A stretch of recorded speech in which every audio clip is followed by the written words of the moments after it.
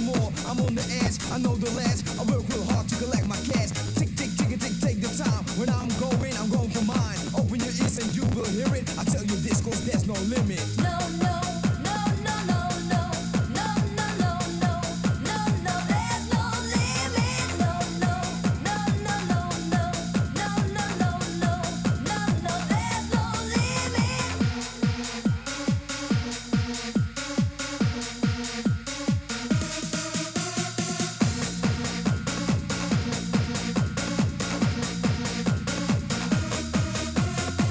No, no limits, we'll reach for the sky. No valley too deep, no mountain too high. No, no limits, won't give up the fight. We do what we want, and we do it with pride.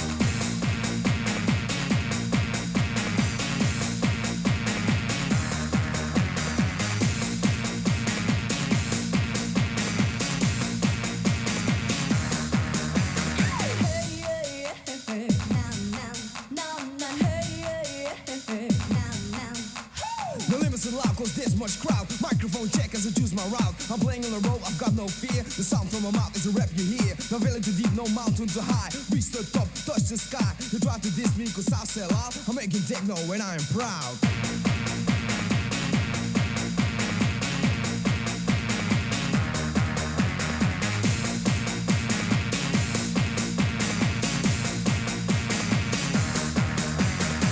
No, no limits, we'll reach for the sky. No valley too deep, no mountain too high.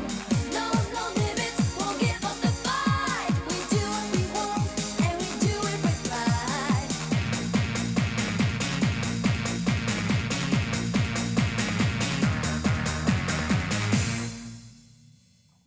What's up, guys? How are we doing today? I was digging the tunes. Singing tunes?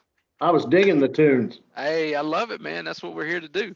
So, I always want to start a couple minutes, after 10 o'clock, give everybody plenty of time to get on. I think we may still have a few more people jumping on with us. So, everybody feeling good, having a good start to the year? Pretty good. Yeah, I love it. So, what I've learned, I've been doing a lot of research on this and study on this. The way we move our bodies, the way we use our bodies changes how we feel. And if you're in a positive state, you're going to get different results than if you're in a bored or sitting down or negative state. Does everybody agree with that? So I'm gonna ask everybody to get up for just a second, stand up and kind of stretch out just a little bit. All right, Summer, did you do the Tony Robbins? I did. And how I did, know what we're about to do. yeah, we're about to move our body a little bit, right? So how we move our body has a big difference on the way that we feel and changes the results we get. So I don't know if we can put music back on or not, but Sherry, if you can still hear me, put a little bit of music on, and we're just gonna stand up, we're gonna clap a little bit. Let's move. Come on, you gotta do it. Come on, you gotta move. We can move around, we can even jump. Tony Robbins makes you jump, doesn't he, Summer? Yep. All right. So, Natalie, I don't see you moving enough. All right, I gotta call you. There you go. Now she's moving. All right. So, the reason we do that is it really does make a big difference. And I went to Tony Robbins' event the first time in 2018. It's kind of weird when you do it the first time. He literally will have you move around for about 15 or 20 minutes before he comes in, and then he'll do a 13-hour seminar, literally 13 hours a day for 6 days in a row. Who do you think? Who thinks you could listen to somebody for 13 hours a day for 6 days in a row? Difficult, right? Every 30, yeah, Melinda's up here like, oh my goodness, that'd be terrible. It's not. It's one of the most impactful things you can do. But one of the tricks he does, he gets you up and gets you moving, right? He doesn't let you sit for, you can't sit for 13 hours. I can't sit for 20 minutes, right? So I got to get up and I got to get moving. So now that we're in a little bit more of a positive state, we're moving around, we feel good. I want to ask you a question. I want you to write this down before we get started on our seminar day. How much money can you make this year? So we're all in sales. Most of us here are in some capacity of sales. So think about it. If you follow your plan, do a great job for your clients, maximize the potential you have, what's the max amount of money you believe you can make as a realtor this year? Everybody got a number they wrote down? Mm-hmm. Cool. Give everybody a couple more seconds. The most money you think you can make this year? So I want to tell everybody something right now. Everybody that wrote down their number, you're all right. Whatever that your mind can think that you can actually do. Natalie, I know you flip houses. If you think you can flip 2 houses this year successfully, and that's what you've told your mind and you believe it, that's what you can do. If you told your mind, I can do 10 and I'm gonna figure. You're muted, Chris. Sorry, is that better? Yeah. So if that makes sense, right? So has anybody ever heard Henry Ford says, whether you think you can or you think you can't, you're right. Okay. So when you're talking about real estate and you're talking about going out and making more sales and things like that, we have to have a bigger mindset. We have to think bigger, but you can't just throw it out there and say, hey, I'm going to make X and not believe it. It has to be something that you believe that you can do, that you have a plan to follow, that you can execute on. So it all starts with our state of mind. It all starts with our state of mind, our physical state as well. What is bad is always around us. Is there plenty bad if you want to focus on what's bad right now in political world and coronavirus and everything that's on? If you turn on the news, how much good information are you going to put in your mind? Zero, right? So what's bad is always there. The good thing is, so is what's good. So we have to seek out what is good in our life and seek out what is good in others. So that's something that I've been working on for a couple of years, and it's made a big difference in our life. Quick exercise. I want everybody to look around the room and find everything that you see that is brown. Just look around your room, everything that's brown, quick. You got like 2 more seconds. Find everything that's brown. All right, now close your eyes. Look forward, close your eyes. And tell me, with your eyes closed, everything in the room that you saw that was red or green. Right? All right, so now open your eyes, look back around the room and see what more you find that was red that you missed the first time. So who saw more red or green? If you don't have any red, who saw more red or green when they looked around the second time? Me. Right? And the reason is, and you're looking for brown, you don't see red. When you're looking for bad, you don't see good. So our brains and our minds are trained to focus on what we tell it to focus on. If I tell my brain to focus on brown, I'm going to find brown. I'm going to find something that's beige and call it brown. I'm going to find something that's not quite brown and call it brown. Right? When red's right beside it and you didn't even see the red. You go back, I didn't see anything red. You wake up, oh, there's like 100 things in my room that's red. Does that make sense? All right, last thing is habits rule our life, both good and bad habits. So 45% of all we do, recent study came out, said 45% of everything that we do is out of habit and we don't even think about it. It's like when you're driving home from work and you take the same ramp or you take the same turn every day, and one day you need to go to the grocery store, you need to do something different. What have all of us done? We still take the same turn we normally do because you're like, oh shoot, I'm supposed to do something different, but my mind's on autopilot. I just do the same thing every day and I forget to turn. I've done that many times, driving down the road, miss an exit or miss a turn. So at the end of the class, we're going to give you some things to do today to hopefully help you make new habits. I want you to, at the end of class, hopefully have 2 or 3 new habits that you are committed to implementing in your life. To implement a new habit, you've got to do it. They say, I think it's 21 days that you've got to do it in a row. So if it's a new habit for work, you don't work on the weekends, maybe 4 weeks, you do something 4 weeks in a row and it becomes a habit at work. And then it's just something that you do. It's like clockwork. All right. So quick introduction, just to introduce myself, Clint. We got some other loan officers here too, but I'm Chris Haynes. I've been doing this since 2004. Our business is 100% referral based. We get probably about half of our business from our database, from our past clients, and we have systems and things that we work. That's what we're talking about today, is working our sphere of influence. So Clint, if you want to introduce, he's going to also be teaching with me today and helping. Clint, you're muted.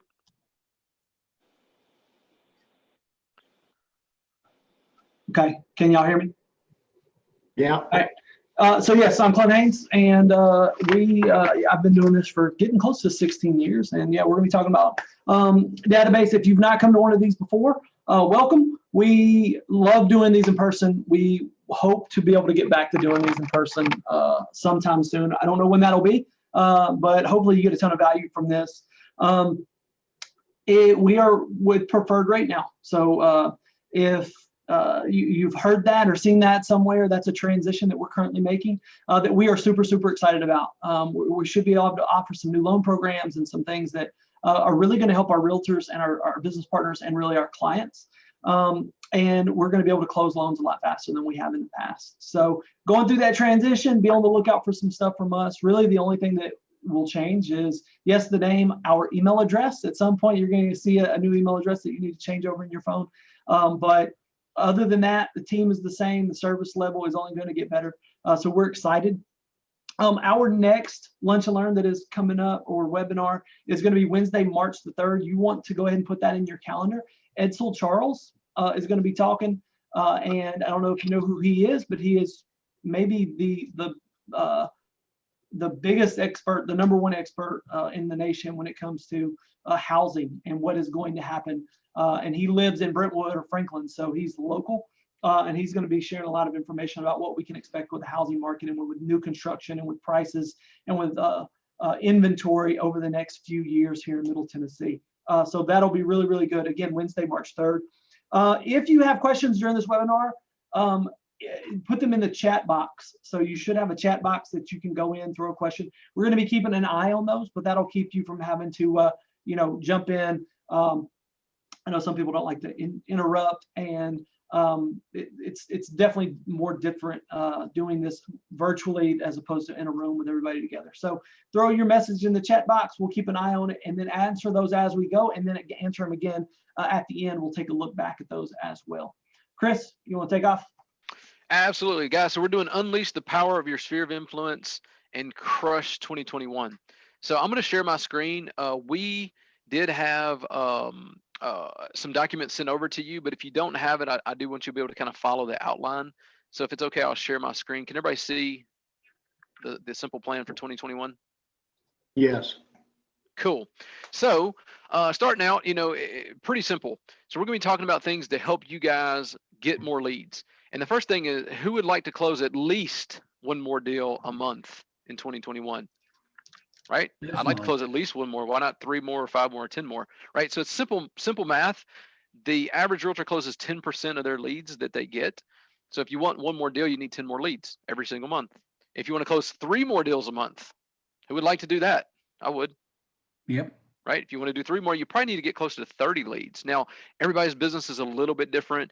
Closing percentages, warm leads close at a higher percentage than internet leads. Internet leads are about 1%, 2%. So, but if you want to get good leads, like we're going to talk about today, and you want to go close 36 more deals in 2021, we need to figure out how to get 30 more leads and then be able to handle those 36 leads. All that makes sense? So if you have this paper, please write notes. I always say, I learned this from going to different seminars, but write notes like you're going to reteach the subject matter, right? So write notes like as if you're going to teach somebody in your office, like, hey man, I learned a little bit about database and sphere of influence today, and I want to teach you. So here's what these look like. Here are the notes. So why do we work our database and our sphere of influence? Why do we do that? Anybody can jump in that wants to unmute real quick. Easiest business to close. Your closing percentage is going to be great, drastically higher. People already know, like, and trust you. That's right. So is it easier to go get a new client or work with somebody that already knows, likes, and trusts you?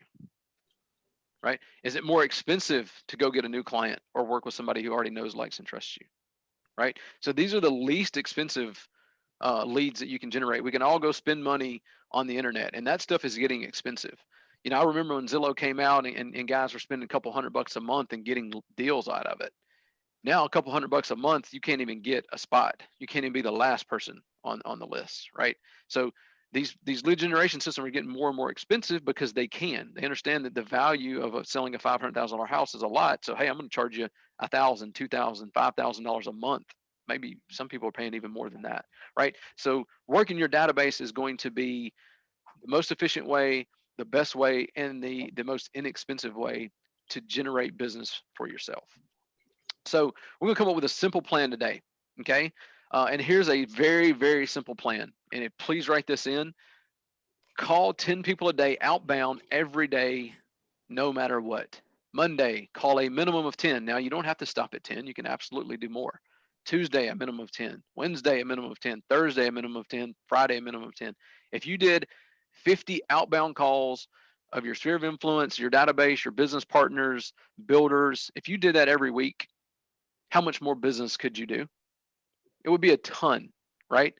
A lot of people, they work really hard and they get comfortable, and then they stop doing all the things that got them on the upward trajectory, right? They get comfortable, they stop doing everything that got them there, and then they start to go backwards.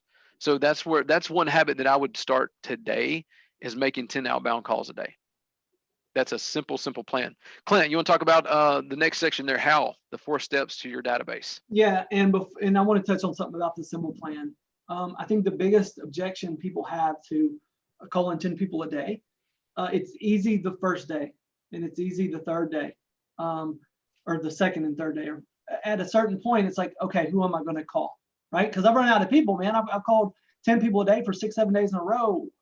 I can't just keep calling the same people. And that's where a database comes in. If you can have a database of 500 people, then literally you could call 10 weeks, 50 people every week for 10 solid weeks and never have to call the same person twice, right? And when you think about it that way, and when you put a database together, it gives you, and hopefully it's always growing, right? So maybe your database only has 100 people or 200 or 300 people. You know, you can get it to 500 or 600, but it gives you so many people that you can reach out to, which helps you accomplish that. That simple plan of 10 people a day. There's no doubt that everybody on this call, myself, Chris included, if we called 10 people a day every single day like clockwork, we would close more business. Hey, Clint, can you define what consists of a database? Yeah, that's what I mean, it's not just your past clients, obviously, right? Yeah, Yeah, that's no, actually a that's whole what the section. luncheon, we're going to touch on that. That's what Got it. we're going to cover. Awesome. So the 4 steps, or the how, is number 1, we have to create it, right? So if you haven't created a database before, we're going to talk a little bit about that. We're not going to spend a ton of time, because I think a lot of people here probably have. But number 1 is to create it, and then number 2 is to organize it. You've got to organize your database and have it in a setup where you can easily get through and find what you're looking for. And if you've got a database that will give you prompts, if it'll tell you when it's somebody's birthday, that's huge, because the more you can take the work out of it, the easier it'll be to follow the system you put in place. Number 3 is you have to work it daily. You know, we should be making changes.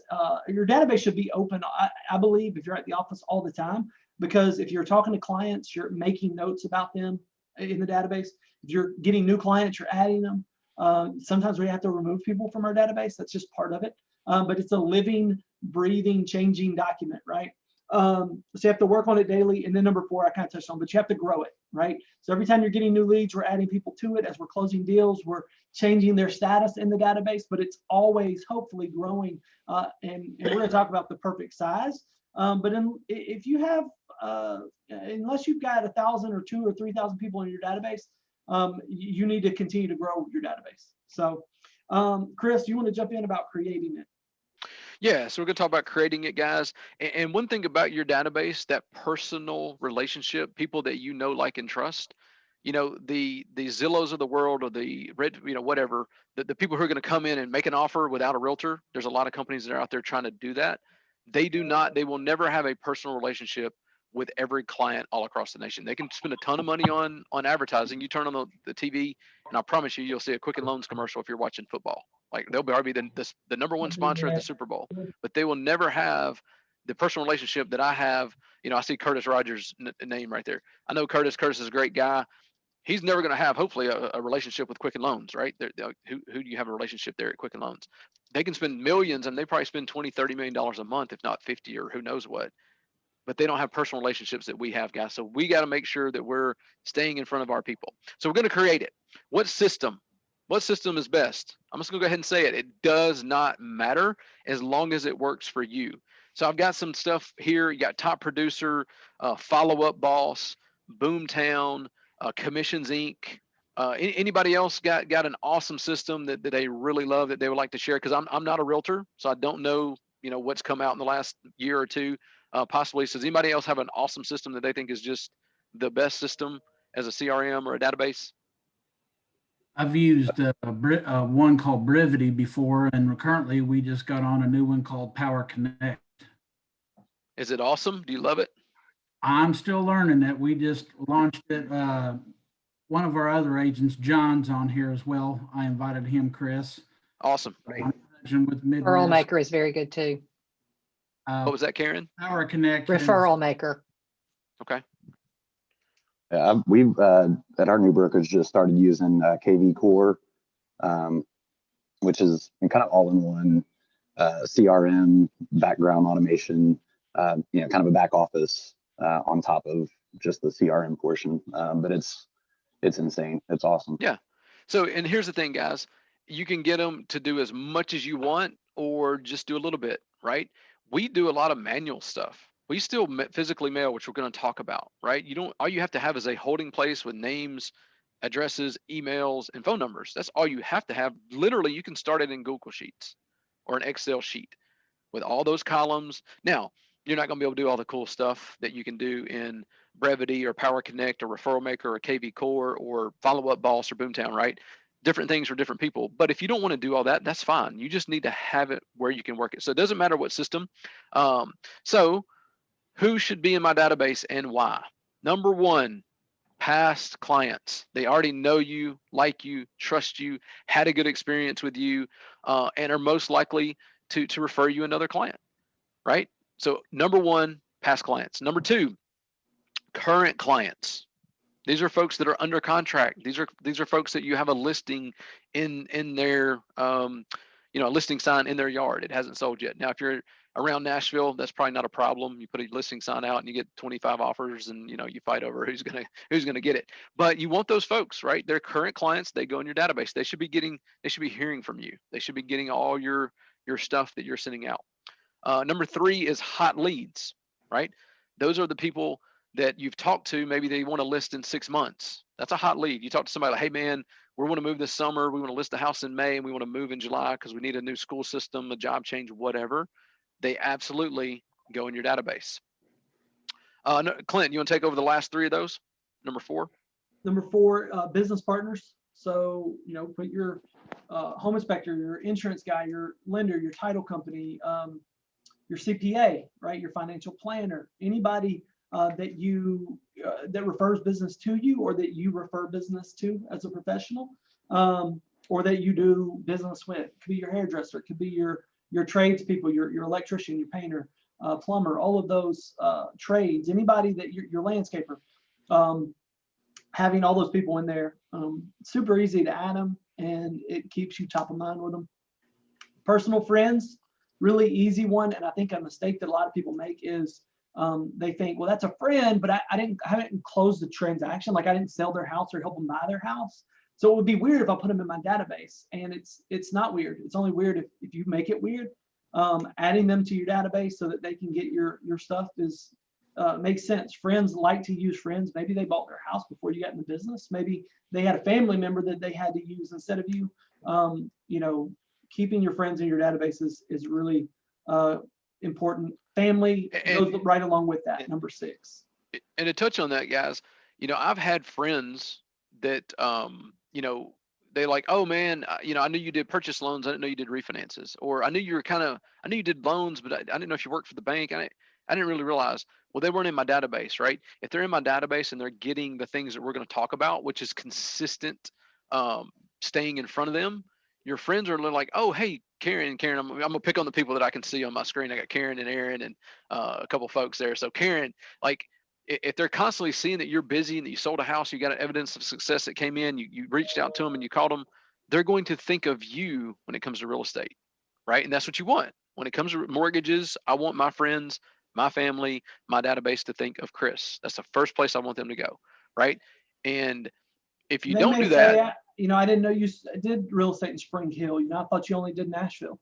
It's like, that's like 20 miles away. Of course I do. But if they're not in your database to see the things that you're putting out, they won't know. We assume that they know what we do because we sell mortgages or we sell real estate. So the average person knows what that means. And if you're licensed in Tennessee, you can do all of Tennessee. They don't know that. So having them in your database will keep you in front of them. And when they need something, they're more likely to reach out. And not only that, the small picture is they may use you. The bigger picture is they may refer you Absolutely. For to sure. their friends and family. And number 6 was family. So keeping your family in there. Again, I think people think my aunt's not going to move, right? She like built her house 20 years ago. It's where she's going to live forever. So why would I have her in my database? Because of what Mitch just said. My aunt knows 1,000 people that she could possibly refer me to. She may buy an investment property. And guess what? I send out stuff that I've had family ask to be put in my database. They're like, hey, I want to start getting the stuff. I saw that, Renee was getting the stuff you sent out. Can I get added? Because I'd like to get your stuff too. And it's like, oh, it rings the bell in my head of like, I needed to add that cousin or that great aunt or whoever it is that was not in there originally. A quick little trick, if you're not sure if you're building yours or maybe your database has not got enough people in it, go through your cell phone and add the people from your cell phone to your database, the people that you love. A good idea that I got one time was, we share this every year when we do this class, but your wedding list, if you were going to get married, who are the people that you would add to your wedding, that you would invite to your wedding? Those are the people that should be in your database. If you care enough about them to have them come to a special event like that, then they should be in your database getting your stuff. So thinking about it like that, because not every single person maybe that you've ever met in your life need to be in there. Not everybody I probably have 2,000 contacts in my phone. And I'm going to be honest, there's a lot of them that I see the name and I'm like, he was probably like a title company 12 years ago that's no longer in the business. There's tons of people on our cell phone that we don't know, if you're me. So not just going in and adding all of them, but thinking through it. Another thing that this does is when you're making calls, it's never fun when you're going down, you're looking at a list of people and you're having to pick and choose if you're going to call them or not. The people in your database, let's just say you're going to make some database calls. You should be able to just go down one after another and make the calls. If you're seeing people that you're like, oh, I don't know that person, I don't want to call that person because I don't really like him or her, then they shouldn't be in your database. So if that makes sense. But the wedding idea, again, it's adding people that you really do care about to your database. Chris, you'll take off on organizing it. Yeah. So, and one thing too to touch on, it's on your sheet, but your database should be evolving. Always adding names, removing people. How many? We think 400 to 500 is a solid database. If you grow it to more, I don't think there's anything wrong with that. You're not going to have a personal relationship with 2,000 people, but they can get your stuff, your evidence of success, and they can you can definitely still do business with them, right? I've done this for a long time. My database has gotten well over 400 to 500. There's no way I'm going to take somebody out that I did business with in 2015 because my database is too big, right? I've done this for 17 years. If I close, 200 deals a year, that would be 3,000 people, right? So we've got a lot of people in it. Now, it does evolve, and then also your email database can be as big as you want it. It's free. If you get email, if you're doing Boomtown leads, you get a bunch of Boomtown stuff, don't ever worry about taking those out unless they request to be taken out. So we're going to organize it next, guys. Let me slide down here so we can follow. There are a couple subsections in the database. The number one is the first one is just the overall database. Again, 400 to 500 people plus. If you can grow it to more, you've been in the business longer, you've met more people, you do a good job of tracking your leads, grow that thing to 1,000. Absolutely. You're going to get a return on the number of people you have. Number two is the email database. This is people that you may not really know, and it could be 1,000 plus. It could be 2,000. It could be 10,000. If you get an email list and you want to market to it, return on that's going to be very low, but that's okay. You're not investing a lot of energy or no money into the email database, and that's fine. Number three, a subcategory is your top 50 VIP list. Okay, these are business people or friends that refer you. Okay, start with 10 or 15. If you have a top 10 VIP list of folks that you love, that you did a great job for them, they have referred you in the past, call them a VIP and let them know. Like, hey man, I want you to know you're one of my favorite clients. I'm going to put you on the VIP list, and you're going to be you'll get some special attention from me if that's cool. Who doesn't want to be on somebody else's VIP list? That's an honor. Aaron doesn't want to be on the VIP list. But if somebody calls me and says, hey dude, you're a VIP to me, do you mind if I make you a VIP? I'd be like, well, yeah, that's an honor. Absolutely. Clint, go ahead. And yeah, what I wanted to say was, if you haven't done this, right, and this is new to you, start by going through all of your closings from 2020, and not the person that closed, but find out, like, research, how did they find out about me, right? So if it was, you know, a friend from church referred somebody that they work with, and I end up helping that person buy their next home, maybe the friend from church needs to be on the VIP list because they've proven that they are a fan of yours and will refer you to other people that you don't know, right? Maybe the client's a VIP because maybe they were really fun to work with, or you got along really well, or maybe they are referring you to. But thinking back, not just who was the client, but who referred me to the client, because that's the key. The key is getting the person that is referring you to refer you more. You can do one deal with the client, but if you get a person that refers you 3 or 4 closings a year, that person it's a golden person, right? Like, that's huge. So thinking about it that way as you're building your VIP, it could be past clients that you just really, really like. For me, it's a lot of people that like past clients that have referred me in the past. Like they did business with me, but they refer me to everybody they know. Yep. One quick point on that too. You can add people on your top 50 VIP list that you want to work with. Let's say that there's a builder that you would like to work with, you're not currently working with, put them on the VIP list. Take extra good care of them, a couple extra calls, things like that. So your target can be on there too. The fourth category, not everybody's ever going to get here. This is if you separate it out, you have a full top 50 VIP, and then you also have a top 25 past client. Okay, so when you start it, just start one. Just do a VIP list, put your past clients on it. If you get to the point where you have a lot of business people and you've got too many people, you can have also a top 25 past client subcategory. So next, guys, everybody know how to organize it. Any questions before we move on? We're going to get to the working it, which is where the rubber meets the road. Any questions on organizing it? Yeah.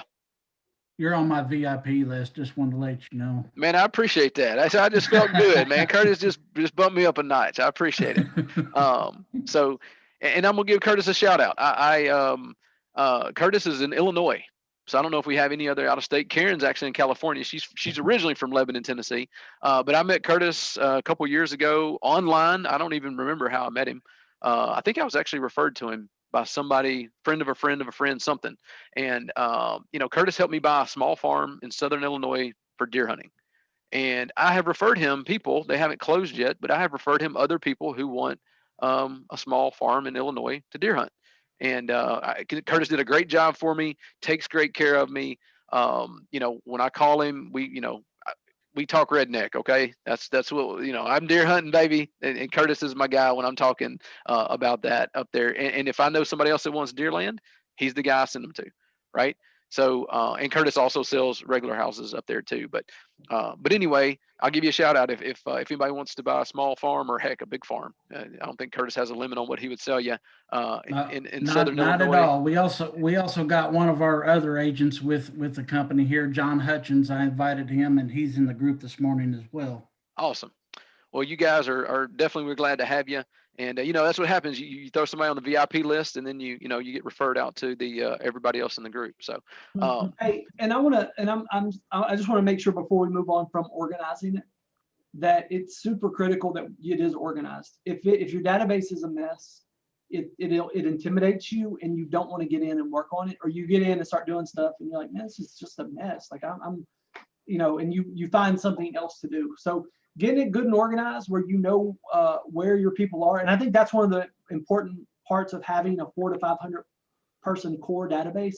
And then all the other internet leads, sign calls, people that you don't really know are in like a subsection that don't get in and muddy the waters of your real people, of your real friends and family members and clients and past clients is so important. The other thing that you can do is hire someone who can go in and organize your database.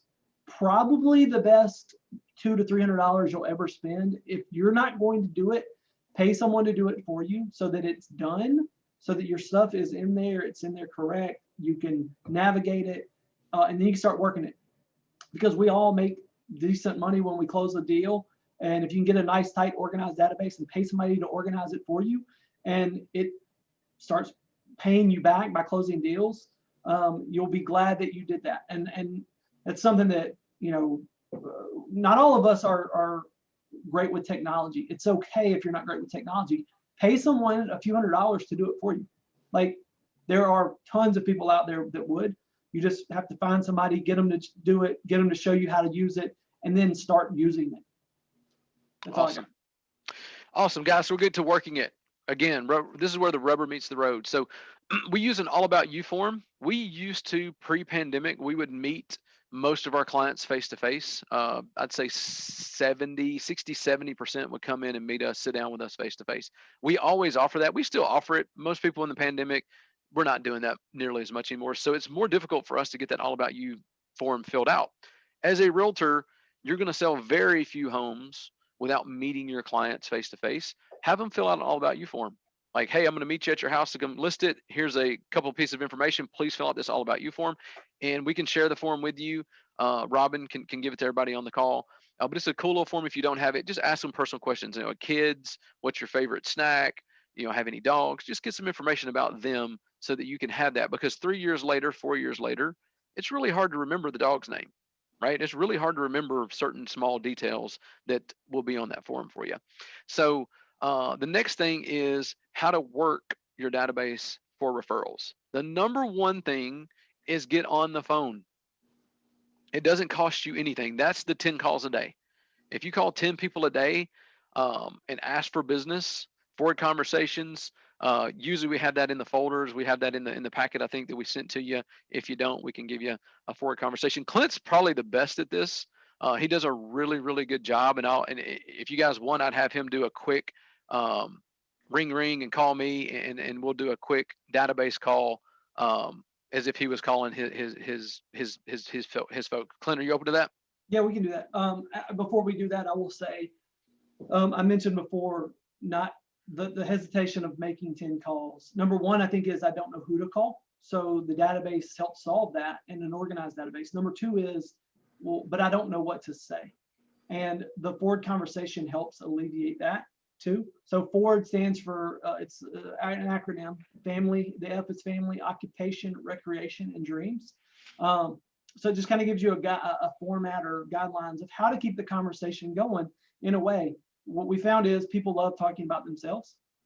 So when you call somebody and ask them about themselves, they'll end up talking to you for longer and liking you more. And they don't even know why it works that way, but that's just the way that it works. So if Chris were, say, a past client of mine, and maybe he bought a home 3 or 4 years ago, and I call him up because today's his day to get called, it would go something like this: ring, ring. Hello. Hey, is this Chris? Hey, this is Chris. Who's this? What's up, buddy? This is Clint Haynes. How are you doing? Oh, Clint, man, I'm doing amazing. How are you doing today? I cannot complain, man. I'm doing great. I just want to reach out, man. I have not chatted with you in a little while, and I just want to see how you were doing and check in on you guys. How are things going? How's the family? Oh man, great. It's been a little bit of a crazy year with the pandemic, of course, but the boys are back in school now, which is awesome. And Braden hit a growth spurt. He's as tall as Melissa now. So yeah, man, my boys are 10, 11, and 5. So just growing up too quick. That's the only problem. 10, 11, and 5. Dude, I bet y'all stay super, super busy. Are they into sports like you guys were? I know you were a ball player, and Melissa played golf too, right? Yeah. So we're trying to get them into sports. They're all signed up for baseball this spring. Basketball kind of got shut down over the winter with the pandemic. So, we're just kind of waiting for that to go back. But yeah, man. And how about your family? You had an addition, right? You had a new baby in the last 3-4 months. Yeah, we did. We've added. We adopted in September, and we had a baby in. Oh goodness, don't tell Lacey. It was October, the middle of October. So yeah, we've gone from 1 to 3. So it's been really good. Whoa. Yeah, and yeah, you've got an 18-year-old now and a 1-year-old. So that you adopted the 18-year-old. So that has to be interesting times at y'all's house, man. That's cool. It is. It's been a blessing. And the 2-year-old, don't forget the 2-year-old in the middle, and he's the one that keeps it all together. No doubt. So, well, man, that's awesome. Tell me about did the pandemic affect you guys much? Have you been able to stay clean and healthy from all the virus Yeah, stuff? I think so. I think we had it back in December. We didn't get tested, but we stayed home for a few days. I think we all kind of ran its course, and yeah, so we're all good, man. What about you guys? You guys been okay with it? Yeah. We've been super fortunate to stay healthy throughout the year. So Very how are good. things, well, tell me, how are things at work? Are you still at the same place or have you made any moves? Actually, my company, we did just move to a new company, but yeah, I'm still doing the same thing, man, and still super busy. But yeah, man, it's all good, man. I know your work has to be busy with mortgages. I've heard that rates are super low. And matter of fact, I've been thinking about calling you. We got a good rate. I mean, we got like 3.75 or something, but I've been hearing rates like below 3%. Is that true? I never really know what to believe on the news, but I mean, are rates in the twos? Yeah, no. They're historically low. It has really been crazy. And if I remember this right, you guys were in somewhere in the high threes, I believe, on an FHA. Yeah, that's right. We bought that house 3 Yeah. years ago, and yeah, we did an FHA loan. So, yeah, I was thinking about, can we reduce it, maybe get out of the PMI or whatever that's Yeah. called. So we should definitely have that conversation, get some info from you because you could probably save a significant amount of money. Now, how long do you think you guys are going to be in the house? Like, do you plan to be there for another 4 or 5 years, or what's the plan? Yeah, no, man, I think we'll be here, with the boys' ages and stuff, probably another 7, 8 years. Who knows? I mean, probably at least 5 years. I'd say 10's a possibility too. So we're gonna be here So long term. I just want to stop us right there because we don't, Chris and I don't talk about this beforehand. I didn't know he was going to ask me to do this. We've done it in the past. This is almost verbatim how the conversation goes when it's someone else. Like literally, I called a guy last week because it was his birthday. And I told him happy birthday. And I said, man, I can't believe what do we refined you guys like what, a year and a half ago? He's like, yeah, man. What are rates doing right now? And I'm like, I mean, yeah, they're in the mid to high twos, right? And he said, should we look at refi? I'm like, we probably should look at it. Literally called him to say happy birthday. Didn't look up what his rate was. I just called him because it was his birthday, and we're doing his loan, right? Like, and I know it's easy to say, well, it's a great time to be buying to be doing a mortgage or doing a refinance for somebody. So you guys are lucky to be in lending. The truth is, even when it's not a refinance market, 2 years ago, we were having these conversations and we would still pick up refinances from it, or we would pick up somebody that says, when I ask that question of how long do you think you're going to be in the house, they may say, well, because of the new job, I'm probably going to have to move down to Franklin, and Lebanon to Franklin is such a haul. We're probably going to buy a house down there. And what's happening? I'm picking up details that one, I can update the database with, but I can say, well, hey, before you start looking for homes, we need to get you reapproved. And then connect you back with your realtor again. So business comes from these. Like, I didn't ask him for business, and I know, again, it would be easy to say, well, man, y'all were talking about this yesterday and coming up. Like, we weren't. This is just how this happens very regularly. Now, sometimes you get somebody on the phone and they're like, hey, man, it's good to hear from you. I'm at work though, and I just can't talk right now, or I'm in the car and I need to grab this other call. And it's like, hey, man, no big deal. If you ever need something, give me a call, but it's always good to chat and catch up with you guys. Tell the family hello, right? Yep. Sometimes you leave a voicemail. You just leave a really good voicemail that says, hey, Chris, I just want to give you a call, man. I don't know if you remember me, but I did your loan a couple of years ago, and I just want to check in on you guys and say hello. Hope the family's good. I hope you guys are still enjoying the house. If you ever need something, call me. But you guys be good, and we'll talk to you sometime soon, right? Yep. And you do that over and over, and you turn around one day and your pipeline is full. Right? And it's just because you're doing proactive activity. So very rarely do I have a conversation with someone and I get all the way to the D of Ford, which is tell me about your dreams, right? Because that's not what I would say anyway, but it would be, so, the summer's coming up here in a couple of months. What are you guys going to be doing for fun? You got any big trips planned? The kids are playing sports. What about you? Are you still fishing? That's the recreation part. And the dreams are, so tell me about, like, is the house you're in, is this the forever home, or y'all got any plans of like moving to the lake or doing something else in the future, retiring, whatever? If it gets to that point, that's typically what it sounds like. Usually it doesn't get to that point because we've talked so much about their family or their job that it's like, okay, we're running out of time here and they're busy and we need to get to something else. Or they've said, hey man, I want to get approved for an investment property. I want to look at refinancing, and we just go down that path. Yeah, and let me make a quick point, guys, because the forward conversation is a conversation you have with people that you connect with a little bit deeper, that maybe a little bit more. And if you're uncomfortable with that, I did hear a realtor one time say, he's a big, big, big realtor, tons and tons and tons of past clients. When he calls them back, he's like, man, I don't remember all the details about everything, right? I don't remember, to have a forward conversation. He's like, I literally say, hey, how are you doing? How's the family doing? And then tell me about the house. So you could do an FD conversation, I guess. Tell me about your family. I'm sorry, FH, a family, then a house, right? Tell me about the house. Have you guys done any big upgrades? Have y'all remodeled it? Are you thinking about selling it? Like, tell me, what's going on with the house? Because everybody, when they buy a house, they always do something to it, right? And if they've been there 3 or 4 years, I almost guarantee you they've remodeled something. So And I think that's all about personality, because would you say that realtor is more relational or more transactional? transactional. So transactional meaning it's deal, do another deal, do another deal, do another Right. deal. I would say a lot of us on the call here are more relational. It is, yeah, we closed the deal, but I really enjoy getting to know you. I'm glad I got to know your family, and I'm going to stay in touch, and I'm going to try to have a relationship going forward, as opposed to we closed it and 5 years from now, hopefully we'll help you again, but we're moving on to the next transaction. Right. So that is a style or personality thing too. Right. But it is an option. I have talked to agents who are I'm uncomfortable to have a 10-minute conversation with a past client about all this stuff. You can have that as an option. Clint, you want to go into start with Monday? Maybe I'll take Tuesday. Yeah. So Mondays, get them on the phone. I think that morning is a good time to make phone calls. I don't necessarily think it's maybe the best time to get past clients on the phone Monday morning at 8 or 9 o'clock. But what happens is if you don't make proactive outbound calls early, your day gets out of control. And you're like, man, I'm gonna do that at 3. And then at 3 o'clock, you're responding to emails. You got somebody who needs to has a showing that you need to set up, or you're running to get a lockbox on a house that's closed, and you don't end up making the calls, right? And you do that a few days in a row, and then you get out of the habit. We can control our morning. So if you said from 9:30 to 10:30, I want to make those 10 calls.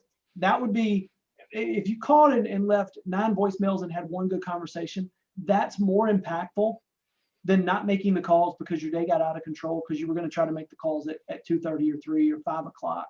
Because a lot of times at 5 o'clock, it's like, well, we tell ourselves all the excuses, right? Well, I'll call when they get off work at 3.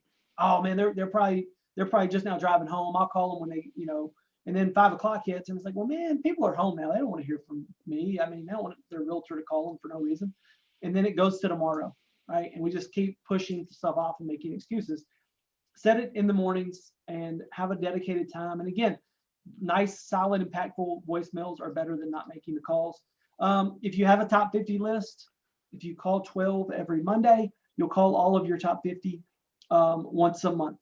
If you only have 25, then you would need to call 6 every Monday. If you have 10, you would call 2 to 3 every Monday. But your top 50, you should be able to call more frequently than just any random person in your database, because these are the people that are referring you, that you're in a deeper relationship with. Maybe you're referring them too, if they're in a trade or something like that, or if they're a business person, a title company, a financial person. But if anybody thinks calling once a month is too much, I don't think that it is if it's somebody that you're in that relationship with, because one call may just be to check in and stay in a relationship. The next call may be to set up an appointment because you need to grab coffee or lunch. The third call could be to invite them to an event because you're doing a client event or you've got something else going on. And then you're circling back around on month 4 just to check in and see how things are going and ask for a referral, right? And you just kind of every 2-3 months you're grabbing coffee or lunch, and every 2, 3, 4 months, 5 months you're having an event, and it just gives you a reason to call those people on a regular basis. Because I know a lot of people would say, man, it's hard for me to call my database once a year. How could I call people once a month? The people you're calling once a month have to be in a deep relationship with you. Yeah. Next, guys, is Tuesday update. So what's the number 1 complaint in mortgages? What's the number 1 complaint in real estate? Lack of what? Time. Communication. So with our clients, they're going to say, man, I didn't hear back from a realtor. Man, I can't, the lender, I have to call a 1-800 number and I go to this queue and I don't know who to talk to and they won't call me back and there's a problem, right?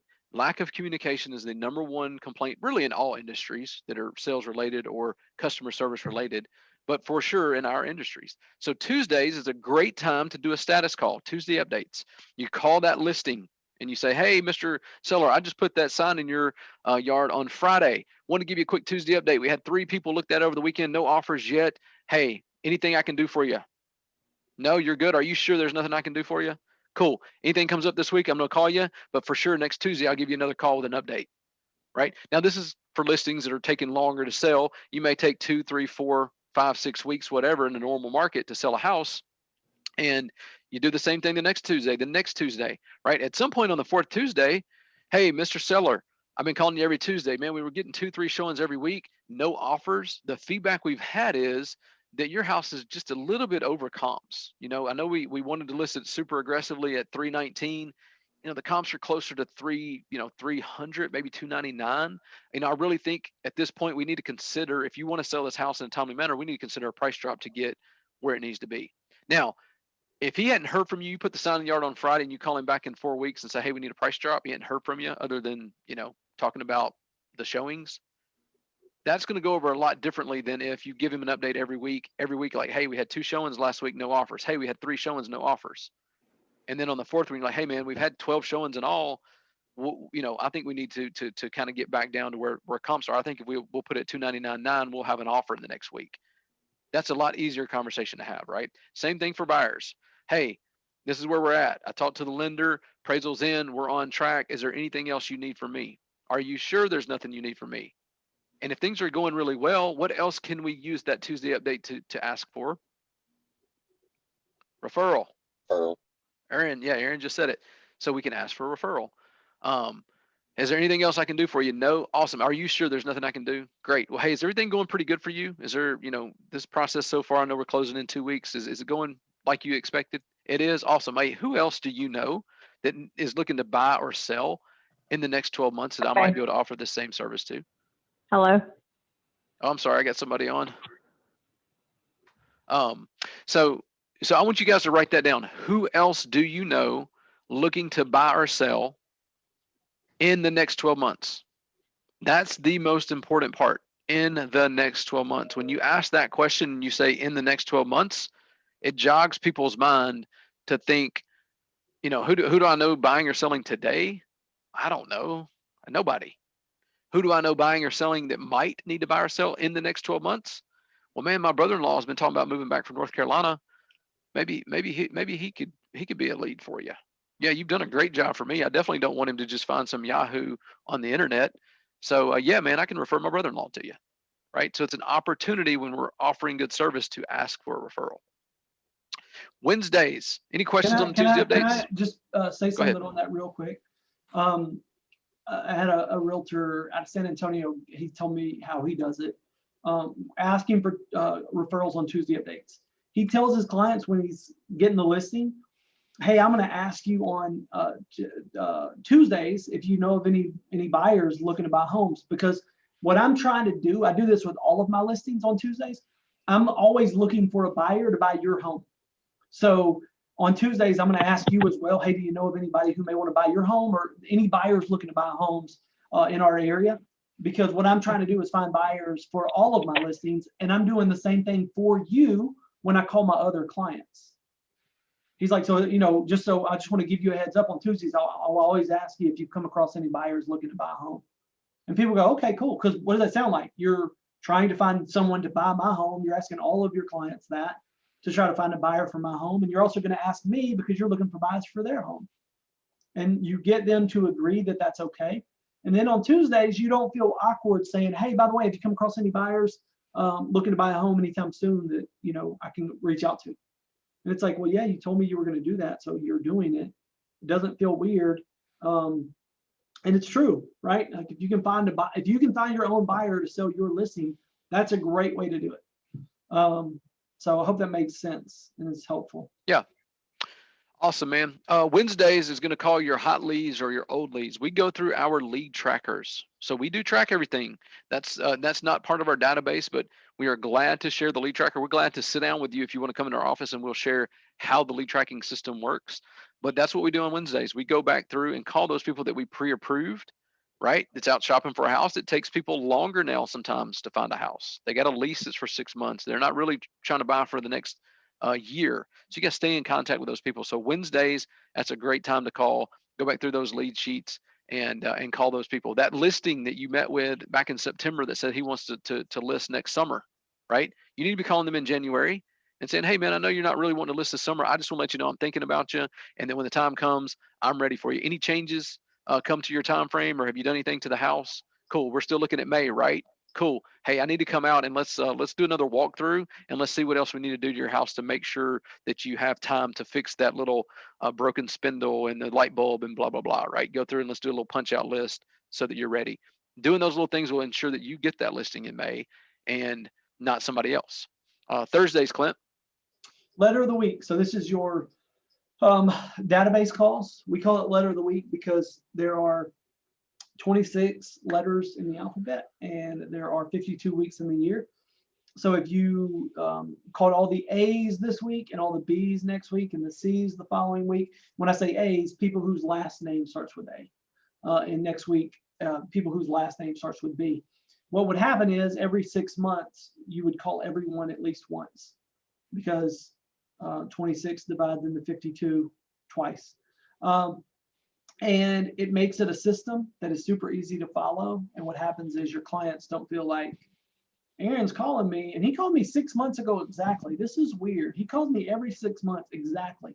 Nobody thinks that because this is going to blow us all away, but people don't think about us ever, right? Like they don't think about us nearly as much as we think they do, or we think they should, or maybe as we're thinking about them. So it makes it super, super easy to make those calls and organize it in a way that takes your excuses out of the way, or takes the thinking out of the way. It's like, okay, cool. This week I'm calling this letter of the alphabet just to do that forward call. How are you doing? How's your family? How's the house? How's work?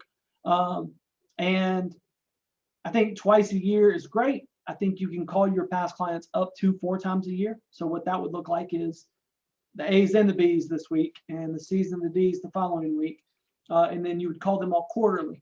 I don't think more than 4 times a year is necessary, but 2 is a minimum in my opinion.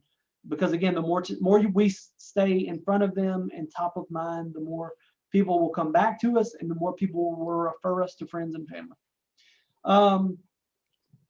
If you haven't called your entire database, if you didn't call your database last year, in the next 30 to 60 days, you should call your entire database. Here's a really easy script that you can use as well, is asking them, telling them that rates are at an all-time low, and asking them how long they plan to be in the house.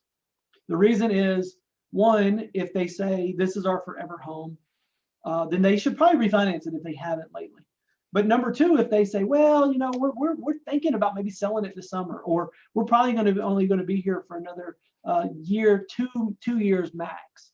Well, then you're helping build your own new category of people that you need to start marketing to, because you know they're going to sell. And you need to stay in front of them and on top of them to make sure that you get that listing. So if you call somebody and say, I don't know if you know, but rates are an all-time low, I'm letting all the people in my database know that. You know, how long are you thinking you guys are going to own this home? You know, actually, it's funny you mentioned that. We were thinking about selling it sometime this summer. Well, hey, like, let's set up a time for me to come out and look at it, because I would love to let you know what it's worth right now. If there's anything that you could do to be maybe updating or renovating some little areas that would help you get top dollar, and just giving you any advice that you might need. And they would say, if they are serious about selling, they would say, oh yeah, that sounds like a good idea. Let's set it up. And then you're building out your own list of people that you can make sure you get those listings this year.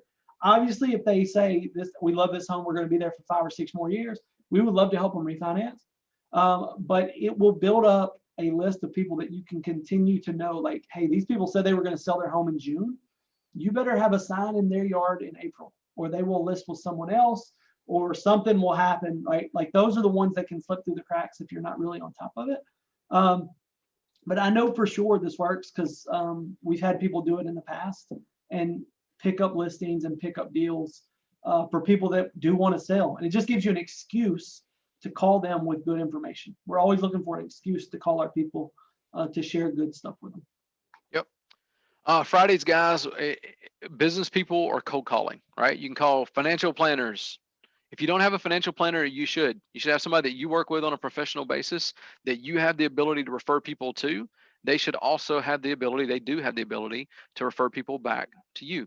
You should all have a CPA, right? most realtors, I'm pretty sure, pretty much everybody on the call that's a realtor is probably 1099 self-employed. I don't suggest filing your own taxes. Um, get a professional. It's not that much money. It's a couple $100, and that will save you from, number one, having to deal with the IRS. If you get audited, the CPA deals with them for you. You'll know that your taxes are filed correctly, and it's an opportunity to network. It's a great CPA that's filing your taxes that you work with. You have the opportunity to refer them. They have the opportunity to refer you back. But again, guys, if you don't have 10 business people you want to call every Friday, totally get it. Fill that in with 10 calls to your database, 10 calls out of your cell phone. Remember, the basic is just 10 a day. We're giving you a lot of structure and a lot of ideas that you can take and implement. But the thing is, if you'll just do the 10, I don't care who you call. If you call 10 every day, you talk to them, you ask them how you can help them in real estate. Do they need to buy or sell a house themselves? Do they know anybody that needs to buy or sell a house in the next 12 months? Promise you're going to get a lot of referrals and a lot of people that want to do business. A couple other opportunities for calling. I don't have this on here, but birthdays.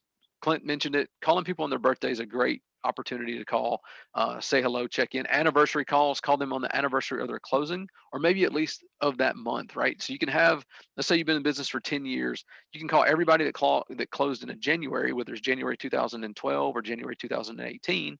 You can call them all and say, hey, I know you closed in January of 2018. Just want to check in with you, ask about the family, ask about the house, ask about the forward conversation. Right? That's a great time to call. If you can do it on the closing date and say, man, you closed 3 years ago today, that's kind of a wow factor. Not always easy because, anniversary dates fall on Saturdays and Sundays and things like that. Call everybody around Christmas, New Year. Very easy call to make. Hey, just calling, checking in. Wanted to wish you and your family Merry Christmas. You're one of our favorite people. Thanksgiving's a great time to do that. Clint has a good system around, calling everybody that closed year to date, and he does that around Thanksgiving. So any questions on the calling opportunities and that plan for that?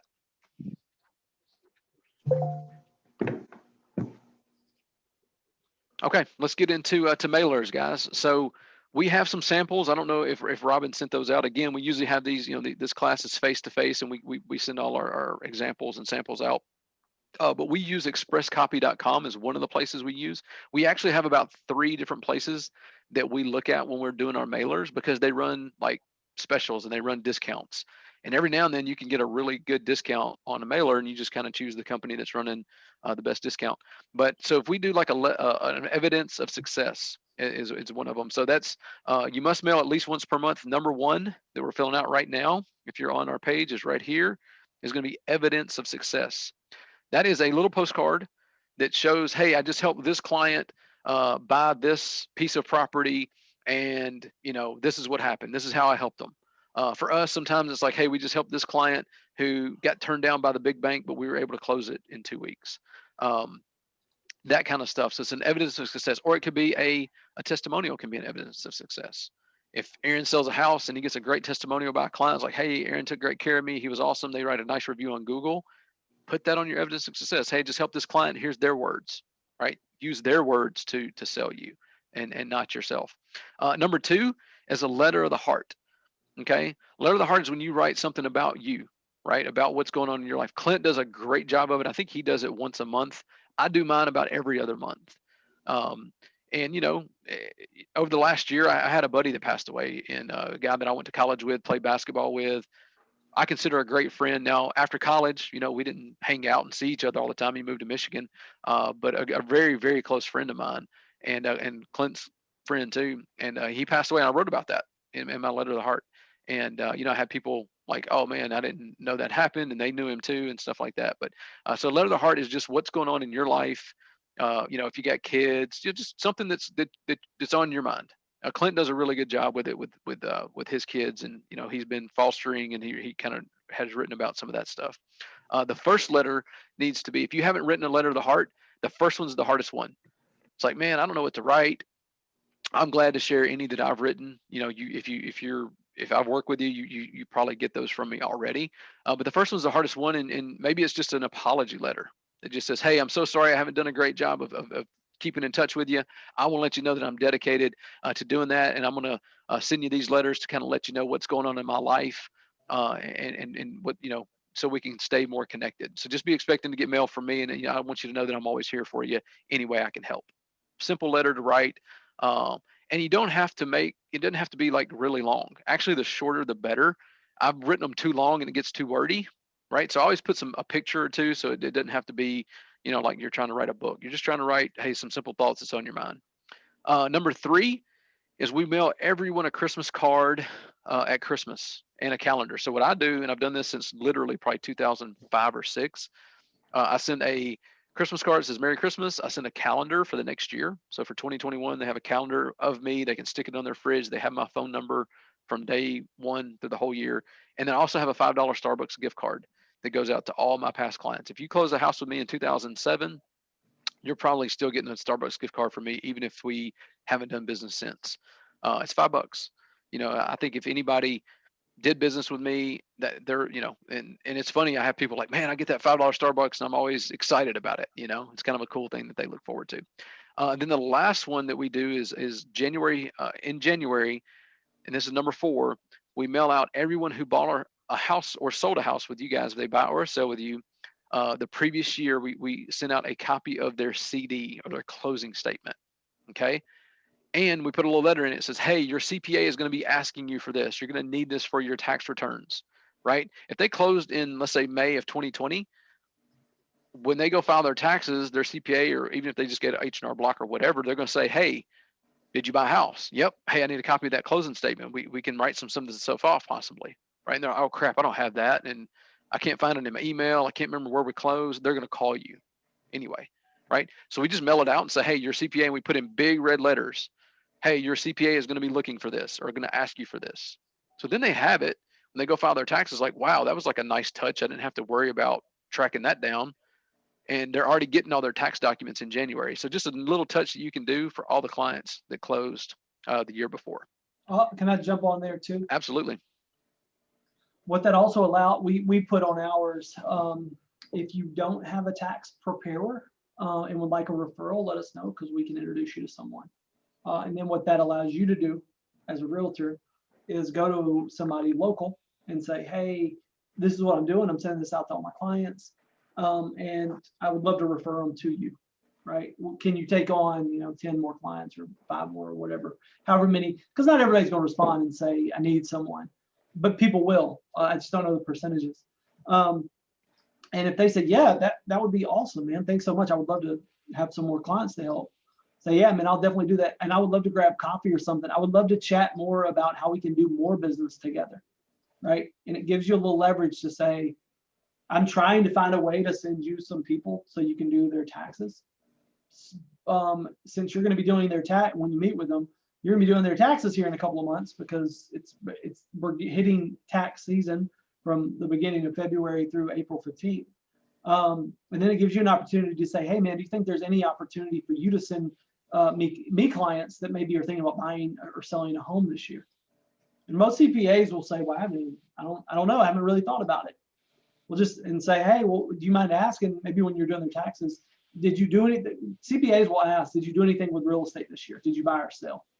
Right? And if people say no, it's an easy question if you just train them to say, do you have intentions of doing that here in 2021?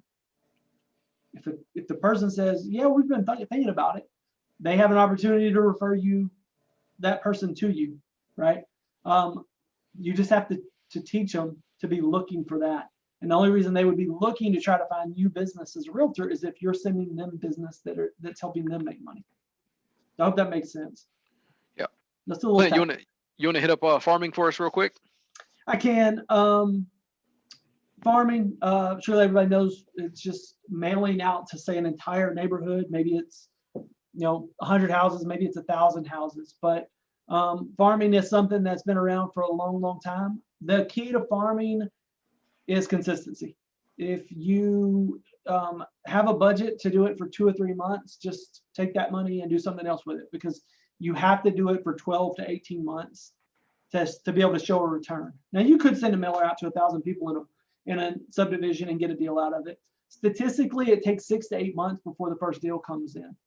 Meaning if you do it for 5 months and stop, you've just wasted 5 months worth of that money. So you got to have that budget and that mindset of, I'm going to do this for 2 years, it would be my opinion, without fail, regardless of the results.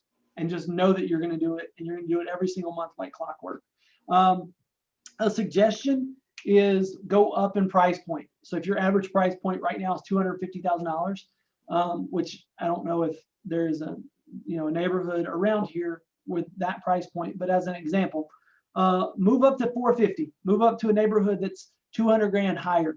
The cost of sending the mailer is going to be the same, whether you're sending it to a neighborhood where the homes are $150,000 a piece, or if the homes are $500,000 a piece. The stamp costs the same.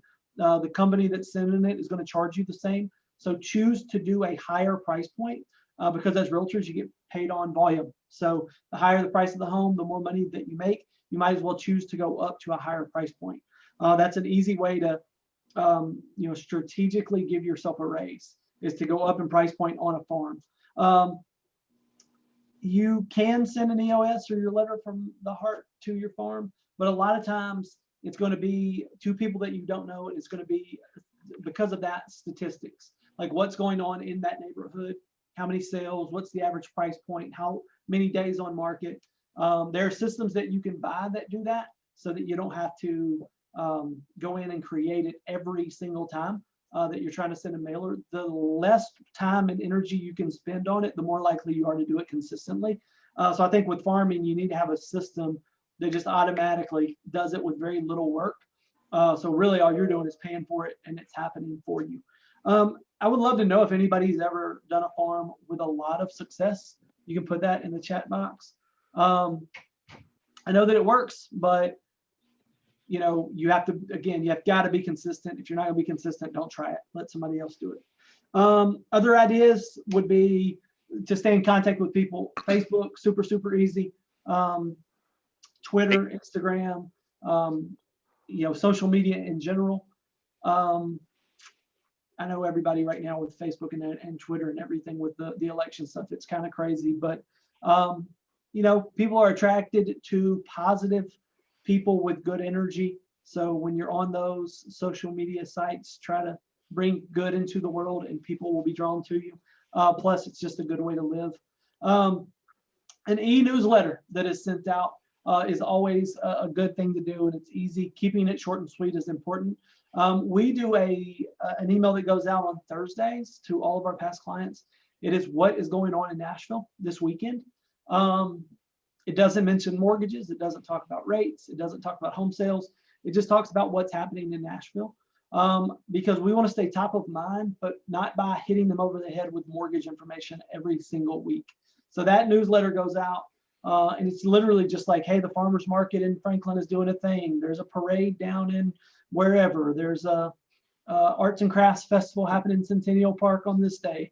And it's just giving information so that if people want something to do with their family this weekend, they know what's coming up and they're getting it from us. We've had a lot of people respond to that email, number one, and say, don't stop doing this. This is great. We really appreciate it.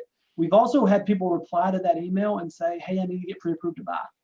Yep. I've had people email me, hit reply on that email from 3-4 months before to say, hey, I couldn't, I need to get pre-approved. And they're replying to an email that I sent 3 months ago about what's coming up in Nashville this weekend. It was just the first one they could find when they were looking for my email address, which just means they're getting that email and not deleting it. Let me make a quick point about that. Robin in my office, she searches like 3 or 4 different websites. So it's not something that's not a service that we pay for. We actually go out and look and see what's going on in different areas of town. And we put that email together. If you're getting that, we are 100% fine for you to forward that, blank copy your database in it, put your information on it, take all our information off. We don't care. And just send it out. How easy would it be to get an email from me or Clint or Mitch or any of our loan officers? You get the email like, oh, this is cool. This is some good information. Forward it. If you've got your database, all you have to do is drop it in or put it in your system. You put your signature on it, take our signature off of it. Now, every Thursday, because your database may have 2%, I don't know, 5% of the same people that are going to get the same email, right? But the other 95% are your people. And they're going to get an email from you that says, things to do in Nashville from Aaron Payne. Like, oh, this is cool. And you didn't have to do the work. Robin spends time on it. Like, it's one of her things that she does every week. She's like combing through and finding what's going on in Nashville to get value out to our clients. So if you want to be on that list and you're not, let us know. We'll be glad to put you on it. If you're already on the list and you want to, tag, whatever you want to call it, piggyback on what we do, use all the stuff we do. We don't care. Like anything that we do, we will share with you. We will help you guys grow your business that way. Number 3, Clint. Thank you note for referrals. So anytime somebody refers you, a new person, always send them a handwritten thank you note, showing gratitude, showing appreciation. Super, super easy. And we need more gratitude in the world anyway. But writing something, hopefully from the heart that you really mean, is needed. And we drop a small gift in, put a $5 Starbucks or $10 Chick-fil-A or whatever it is.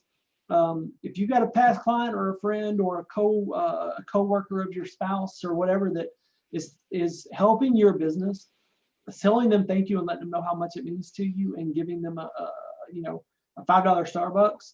I've had people I know continue to refer me, like past clients, and they'll say, I mean, you just keep giving me those Starbucks and I just keep going to Starbucks and using them. So I'm gonna keep referring you, right? Mm-hmm.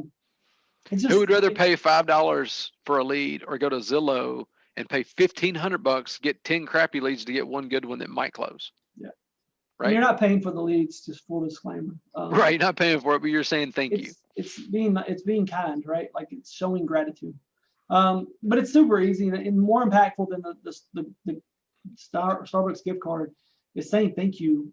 I appreciate you, honoring my business and trusting me with your people.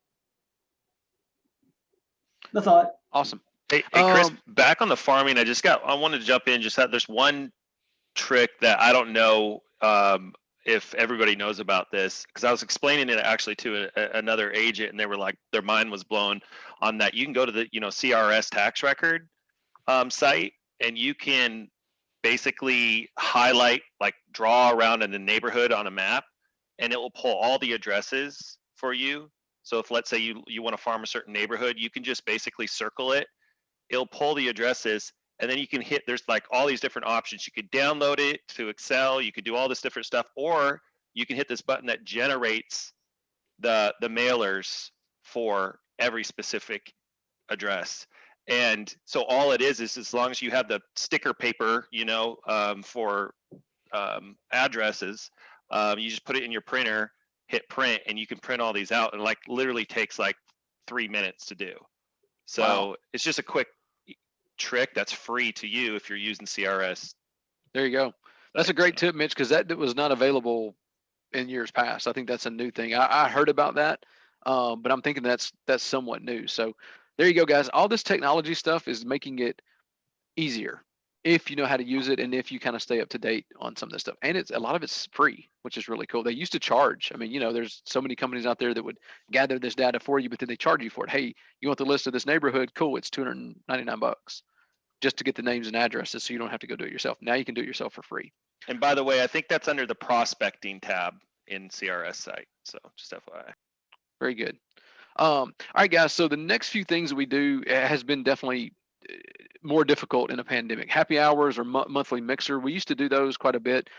We haven't done them in our office before the pandemic, but if you were doing a lot of happy hours, it's going to be, a little bit more difficult, I think, for people to come out.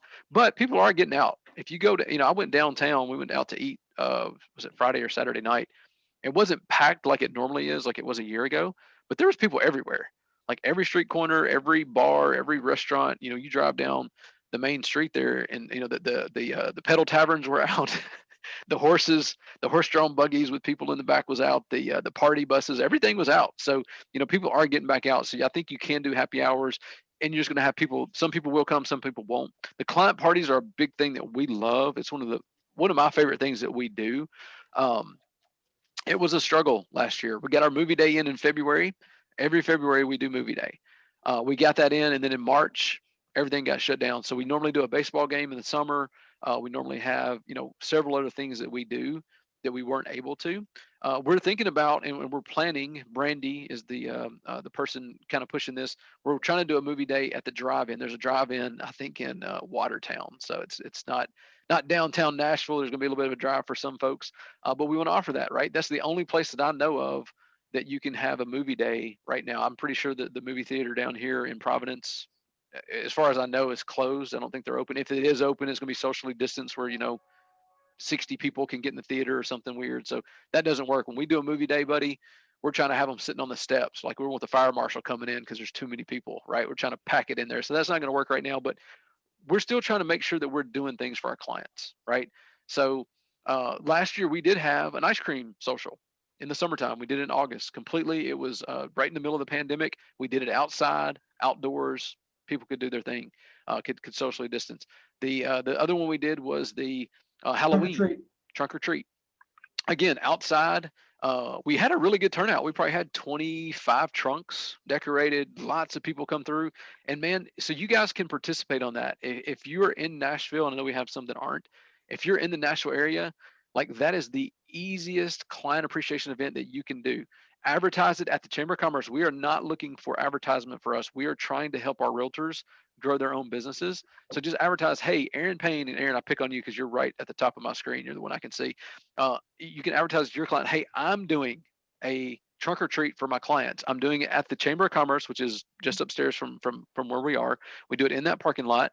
And I'm inviting all my clients to come out with your kids. Please dress up. We're going to be giving away candy. Then you come decorate your trunk, put a sign out that says your name on it, whatever you want, and you buy candy. Literally, it's going to cost you $200 in candy. And that's it. I mean, That's if $300 you're buying the really, really expensive candy. Right. That's if you buy a lot of Snickers. So it's the cheapest client event you can do. And when they get there, they're going to be like, oh my goodness, look what Aaron's done. And they're probably going to realize, oh, there's a lot of people here that are in real estate, but Aaron's here too. They're going to see you. They're going to walk through. And then you got to see a few of your clients. Not all of them are going to show up, which is completely fine. But you got to say, I invited you to something. I put on an event. So 90% of the people that don't show up, they're going to think, well, Aaron invited me to a trunk or treat. That was cool. I've been thinking about buying a house, and that gives me a reminder that I need to call him. Okay. Yeah, Aaron. Well, I was just going to mention, Clint and I just closed one from, I think, the 2018 trunk or treat just back in October. So they were. Wow. 2 years later. So, and the other thing too, guys, because we do it, we're right here kind of on a main little stretch. A lot of people just kind of wander in. They say, oh, there's an event going on, and we just have people come. They say, oh, what's going on? And you can pass out your cards. You may pick up clients that aren't even your clients that just wandered in, that aren't anybody's clients. They're just seeing the event and bringing their kids over. So very good. Birthday program, Clint, you want to touch on that? Sure. Birthday, we typically would say do this for your top 50.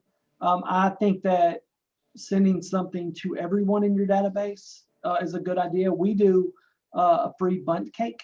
So everybody in the database, if we've got their date of birth, which we do, they get a free bundt cake card. It's a little postcard that says happy birthday. Take this to one of the approved Nothing Bundt Cake stores, which we have several that are approved, and they redeem it. They get with the little buntlets at the end of the month, that they turn that into us, the company, and we pay for it. So you basically just go to to wherever. You can go to a cupcake place or a cookie store, and we only pay for the ones that redeem it. So every month I have people text me and say, hey, thanks so much for the cupcake, or the bundt cake. Or I'll see somebody out and they'll say, or when I call them on their birthday, they'll say, yeah, I got my bundt cake card too. I can't wait to go use it.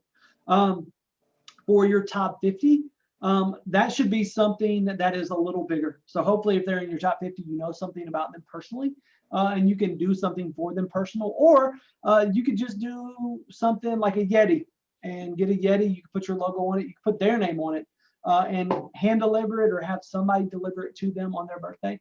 The people that are the biggest fan of your business and it sends you the most business, you should be a big fan of them and try to honor them whenever you can. And one of the times to do that is their birthday.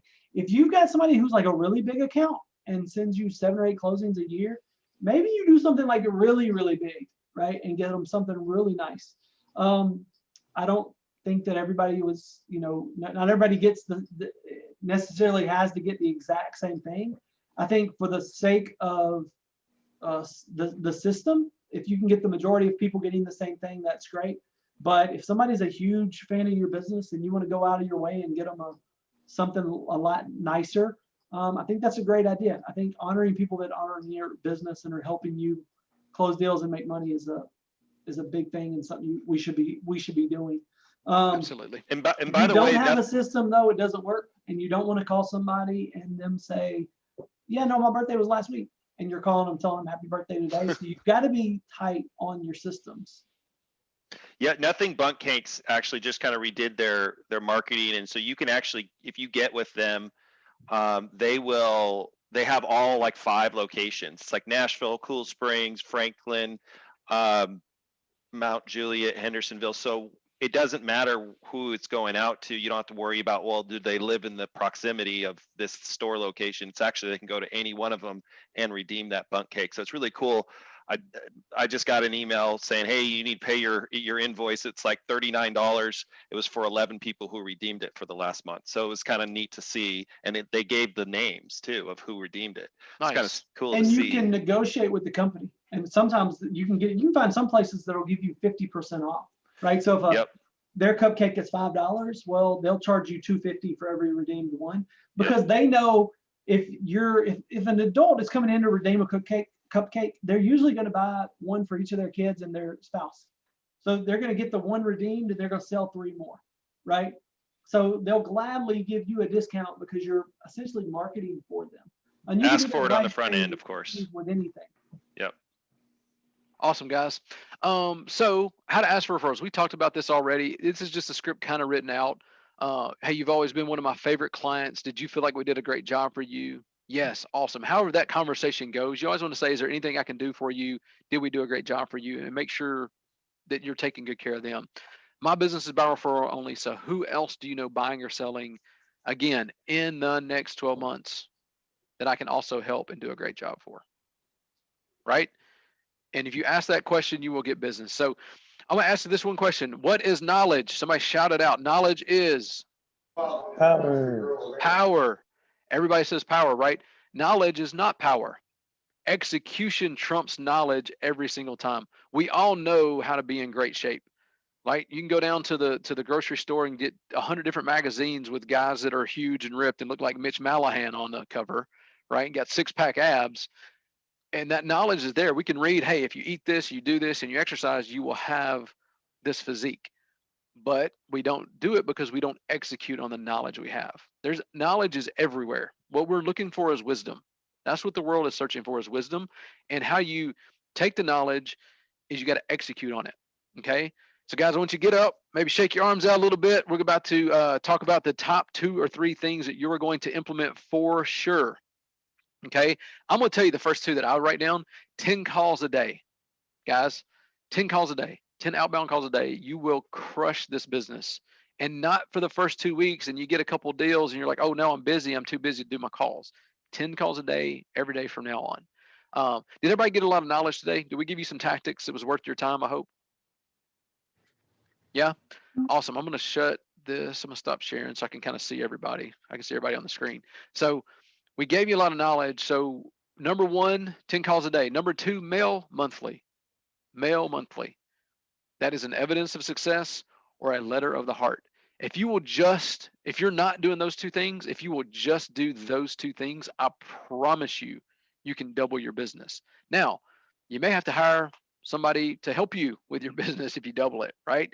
If I don't know how much business you did last year, but if you double it, like I may need a contract to close person. I may need a buyer's agent. What a quality problem to have. I have too much business to handle on my own. Oh no, what a horrible thing, right? So you put these things in place and it can help you double your business. So take a couple minutes, write down if there's anything else that you are guaranteed you're going to implement and make a new habit, right? That's what we're talking about. What are the new habits you're going to implement from the things we talked about today? We'll just give you like 1 minute here.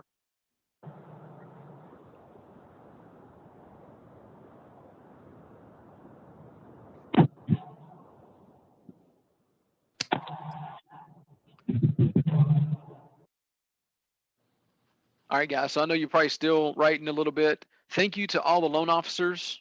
Me and Clint are running it. We've been, as a team here in our office, we run our own teams, but we've been working together for 16 and 17 years now. But if another loan officer in our office invited you and you got benefit out of them, please tell them thank you. And you know, the way that we make money, guys, we do this for free. We want to bring you value, but we do make money by the referrals you give us. So thank you for referring us business. We really, really do appreciate that. And I think we have a giveaway. So we're going to go back to the giveaways. In person, we always had our little gift baskets and stuff like that.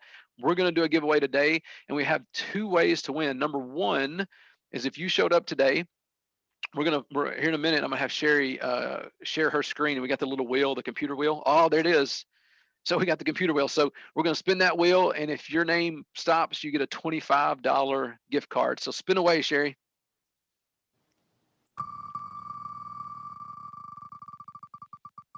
Uh-oh. Rigged. Don't land on Eddie Rockensock. Donna Cripps. Congratulations, Donna Cripps. All right. So she's going to get a $25 gift card. Curtis, man, I thought everybody's going to think it was rigged after you said MVP or, you know, VIP. And then if it had landed on you, I'd have been in trouble, man. So Well, that's what I was thinking. so guys, there's one more way to win. If you want to personally message your loan officer, if you have, or me, if you have a lead, if you have a referral for us, and you can put it in the chat box and share it with everybody if you want, or if you want to just personally share it with us, we're going to do another drawing. We can't do it here because it may take a few minutes to do that. We can't put it all on the wheel. But we're going to give away another card for anybody who has a referral for us, because we always want to say thank you for the referrals, and we truly do appreciate that. So any questions or anything? I know we've got some stuff over here. Also, as you're doing the referrals, if you're not in real estate and you would like to share your name and what you do in the chat box with everybody, please do that. We're happy to do that. And if you're out of state and you want to share your contact information, like Curtis, like if folks want to, you know, send somebody up to Illinois, you know, you might be a great contact. I know Karen's out of California. So anybody that wants to share their name and contact information to possibly network, please feel free to do that in the chat box now. And I'm gonna kind of roll through and see if we have some questions. It looks like. And yeah, if you want to do questions in the chat box or just yell them out or comments.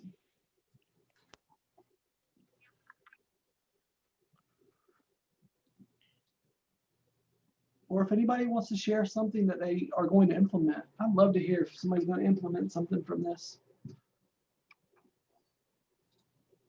Implementation is key. Execution. We got a couple folks that asked to be added to our list. We will keep this up and make sure you guys get added. Sherry and Robin, please. I'll go. I think something new I learned was something that Clint said, because Clint teaches me everything I know. So just want to put that shout out there. I've been waiting. But I think I'm going to start prefacing my new clients with the Tuesday update script, kind of like what you said. Hey, I'm going to ask you if you know of anybody because I've got other homes to sell. Well, of course, I'm in mortgages, so I think I'm going to kind of twist it a little bit to say, hey, I'm going to ask you every Tuesday if you know of anybody looking to buy, sell, or refinance, or just buy and sell, because I work with you know, a team of realtors that are selling homes, and I've got clients that are trying to sell the home so they can buy the next one that I'm doing their mortgage for. So I'm always looking for clients for their homes as well. And so just so you know, I'm going to ask you, and if they're selling a home, then that's going to work perfect. But nonetheless, it just gives me a setup, makes it easier to ask for that business every Tuesday. So I like that idea. Absolutely. Awesome, guys. And if anybody wants to refer it straight to the cell phones, we'll give you till, let's say, noon, and we'll do the drawing just after noon and let you know who wins on the referral contest. So any other questions, comments? Everybody should get up. Can you play some music, Sherry? You know, get everybody. Oh, Candy has a question before the music gets going.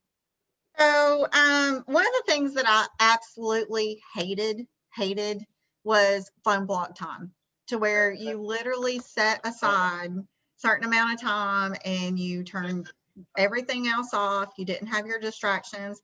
I used to hate doing that, but I can sit here and tell you, if you commit yourself to just scheduling yourself 1 or 2 hours, a couple of days a week to do that phone block time, to where you have no distractions, you're not looking at your emails, you're not looking at that, you will make a difference. That's the first thing. The other is, I have literally bought a bunch of thank you cards.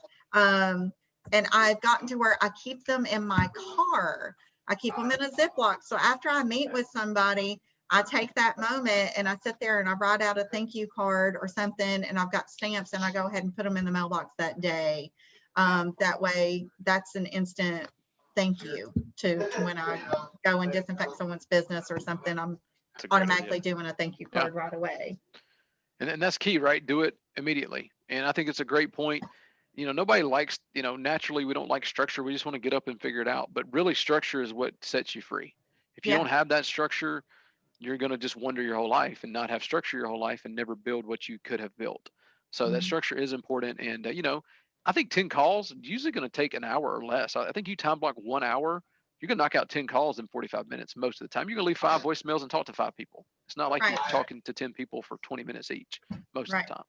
So That's any other really questions? the key to implementing this whole system, Chris. Is I thought of this going as we went through this, and Candy made the perfect point. Time blocking it. If you actually want to do it and you want to be deliberate about it, put it on your schedule. Just say Yep. this has got to happen. Just time block it out, and then this. Hey, it's Tuesday. I've got to make my Tuesday updates. It's Wednesday. I got to call whatever that call is. And if So it's not in my calendar, it doesn't happen. right. It's like, it's like, I used Well, to. and I have Oh, to and- tell my wife, if you want lunch with me, you got to put it on my calendar. I'll do it if you put it on my calendar, but if you don't, something's going to get put on top of it. So Well, definitely. and Clint's point to getting the database organized so you don't dread it is huge. Yeah, I think tying into what Candy and Karen were both saying, I think, I've always been a person who's super, super organized. But when it comes to putting everything in a calendar, it gets overwhelming, especially with kids and schedules and a wife and all that. So I think what Clint was saying, finding a good CRM, a lot of them will kind of give you a date or a dashboard at the beginning of the day that says, hey, you've got these calls, you've got these tasks. And really for me, I don't have to worry about my calendar. If it's on there, I'm doing it. I have a checkbox. It doesn't disappear until I click the checkbox or I log the call, and that just keeps me, number one, motivated just to get it done, but it also just keeps me on task. And then if my dashboard shows 100% complete at the end of the day, I feel like I've been successful without having to write it down And you- and check stuff off. You also don't feel like, is there something that I was supposed to do that I didn't do? Right. Like, it's like, no, like it was in front of me. I have a list and I'm going off the list. And once the list is done, I can feel good about it. And I do think that, it's never been easier to hire someone to help you with technology or organize things for you. You can go on Facebook and make a post and find somebody. You can go to websites like Fiverr or different places. You can hire a virtual assistant who will go in and do your electronic stuff for you, and then train you how to use it for 2 hours, and then it's ready to go. And if you said, hey, Clint, you're going to switch your whole database over to a new database, then you have to manually do it. How many years do y'all think it'll take me to do that? Years. Like I would never get it done because that seems daunting to me, and I would never want to stop and do it. But if I could write a check and somebody would do it for me for $250, like, please start on it right now. And by like Friday, I would have a new database. Somebody showed me how to use it. We'd be off and running, right? It's all in what your time is worth. Exactly. Yep. And what happens is most of us, I will speak for myself, it will just keep getting pushed down the list to the next day.